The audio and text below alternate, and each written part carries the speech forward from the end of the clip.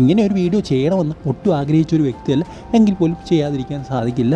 എന്തായാലും വീഡിയോയിലേക്ക് കടക്കുന്നതിന് മുമ്പ് നിങ്ങൾ ആദ്യമായിട്ടാണ് ഈ ചാനൽ ഞാൻ എപ്പോഴും പറയുന്ന പോലെ ലൈക്ക് ചെയ്യുക. 300 നമ്മുടെ ലൈക്കിൻ്റെ ടാർഗറ്റ്, എല്ലാവരും അതിലേക്ക് എത്തിക്കുമെന്ന് വിചാരിക്കുന്നു. അതുപോലെ സബ്സ്ക്രൈബേഴ്സിൻ്റെ ആ ഒരു കൗണ്ട് 10Kയിലേക്ക് അടുത്തുകൊണ്ടിരിക്കുകയാണ്. സോ എത്രയും പെട്ടെന്ന് അവിടേക്ക് എത്തിക്കാൻ നമ്മളൊന്ന് സഹായിക്കുക. 2 സെക്കൻഡ് സമയം മാത്രമാണ്. നിങ്ങൾക്ക് 2 കാര്യങ്ങളൊന്ന് ഷെയർ. ദിമിത്രിയോസ് ഡയമണ്ട് കോസ് നമ്മൾ ചെയ്ത ഏറ്റവും വലിയ മണ്ടത്തരങ്ങളൊന്നാണ് ദിമിത്രിയോസ് ഡയമണ്ട് കോസിനെ നിലനിർത്താതിരുന്നത്. നമുക്കെല്ലാവർക്കും അറിയാവുന്ന ഒരു കാര്യമാണ്. ദിമിത്രിയോസ് ഡയമണ്ട് കോസ് നമ്മുടെ കഴിഞ്ഞ സീസണിലെ ടോപ്പ് സ്കോറാണ്, ISL തന്നെ ടോപ്പ് സ്കോറാണ്. അതുപോലെ തന്നെ അതിൻ്റെ മുമ്പത്തെ സീസണിൽ 10 ഗോൾ കൂടി അടിച്ചൊരു താരമാണ്. സോ അങ്ങനെ ഒരു താരത്തെ നിലനിർത്തുന്നത് വളരെ അവിഭാജ്യഘടകമായ ഒരു കാര്യമായിരുന്നു. അദ്ദേഹത്തെ നിലനിർത്താൻ സാധിക്കാത്തത് വലിയൊരു പരാജയമാണോ എന്ന് ചോദിച്ചു കഴിഞ്ഞാൽ വേണമെങ്കിൽ പരാജയമാണെന്ന് പറയാം, അല്ലെങ്കിൽ അതിനൊരു മറ്റൊരു വശവും നമുക്ക് പറയാൻ സാധിക്കും. ഇതിലെടുത്ത് പറയേണ്ട ഒരു കാര്യം എന്ന് പറയുന്നത് ആ ഒരു സമയത്ത് ഈസ്റ്റ് ബംഗാൾ വളരെ അഗ്രസീവായിട്ടായിരുന്നു മാർക്കറ്റിലേക്ക് ഇറങ്ങിയത്. സോ ഏത് താരത്തെയും എത്ര പൈസ കൊടുത്ത് സ്വന്തമാക്കും എന്ന രീതിയിലായിരുന്നു അവർ നിന്നിരുന്നത്.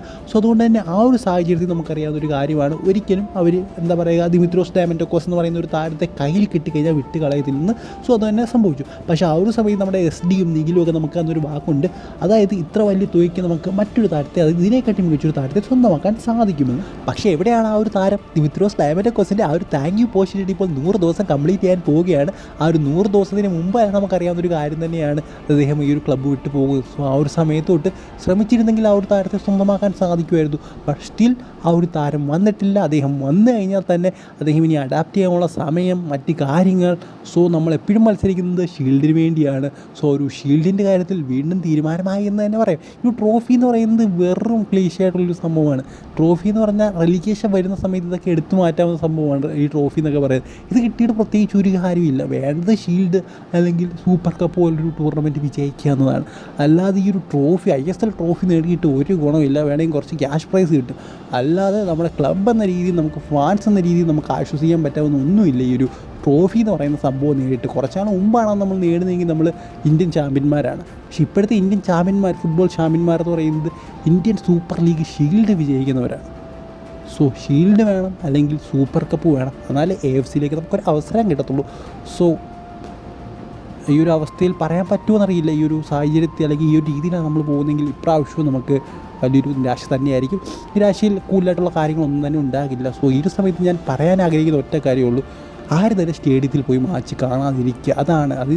ആദ്യത്തെ മാച്ചെങ്കിലും നമ്മൾ ആരും സ്റ്റേഡിയത്തിൽ പോയി കാണാതെ എന്താ പറയുക ഒരു പ്രതിഷേധം അറിയിക്കുക. അത് തന്നെയാണ് ഏറ്റവും വലിയ കാര്യം എന്ന് പറയുന്നത്. സോ ഇതിലൂടെയൊക്കെ അവർ നന്നാവത്തുള്ളൂ മാനേജ്മെൻറ്റ്. അവരുടെ പണ്ടത്തെ നമ്മുടെ സുശാന്ത് മാത്യുവിൻ്റെ ഒരു ഇൻ്റർവ്യൂ തന്നെ എടുത്ത് നോക്കിയാൽ അദ്ദേഹം പറയുന്ന കാര്യമുണ്ട്, അവർക്ക് ലാഭമാണ് ലക്ഷ്യം, അവർക്ക് മറ്റൊന്നുമല്ല ലക്ഷ്യം എന്ന് അദ്ദേഹം എടുത്ത് പറയുന്ന ഒരു കാര്യമുണ്ട്. സോ അത് തന്നെയാണ് അവരുടെ ലക്ഷ്യം.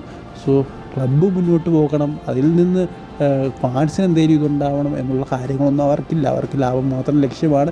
സോ എന്തായാലും മറ്റൊരു ക്ലബ്ബും ചിപ്സിൻ്റെ കച്ചവടവും മറ്റൊരു കച്ചവടവും അവരാരും നടത്തുന്നില്ല. അവരെല്ലാം ഫുട്ബോൾ എന്ന് പറഞ്ഞാൽ ഫുട്ബോൾ അത് വിജയിക്കുക, ടൂർണമെൻറ്റ് ഒഡീഷ FC പോലുള്ള ടീമുകളുടെ കാര്യം നിങ്ങളൊന്ന് നോക്കുക. അവർക്ക് വലിയ ഫാൻസും സംഭവം ഒന്നും തന്നെ ഇല്ല.